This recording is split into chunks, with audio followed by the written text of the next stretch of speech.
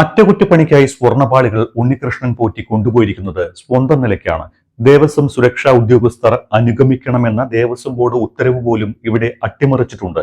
സ്വർണം പൂശൽ ശബരിമലയിൽ തന്നെ ചെയ്യാമായിരുന്നു. 20 മിനിറ്റിൽ താഴെ മാത്രം വേണ്ടിവരുന്ന ഇലക്ട്രോ പ്ലേറ്റിംഗ് നടത്താൻ 45 ദിവസത്തോളമാണ് എടുത്തിരിക്കുന്നത്. ഇതിലൊരു ദുരൂഹത സംശയിക്കേണ്ടേ? ഉണ്ട്. കാരണം ഈ സ്വർണം, വെള്ളി തുടങ്ങിയ ഇത്തരം വിലപിടിച്ച ഉരുപ്പടികളുടെ റിപ്പയറിങ്ങും മെയിൻ്റനൻസും ഒക്കെ ക്ഷേത്ര സങ്കേതത്തിലെ വെച്ച് ചെയ്യാവുന്ന നിയമമുണ്ട്. അത് മാത്രമല്ല, അതൊരു മൂന്നാം കക്ഷിയെ ഏൽപ്പിക്കാനും പാടില്ല. കാരണം ബോർഡ് ഉദ്യോഗസ്ഥന്മാരുടെ നിയന്ത്രണത്തിൽ, അവരുടെ സാന്നിധ്യത്തിൽ ചെയ്യേണ്ട പണിയാണ്.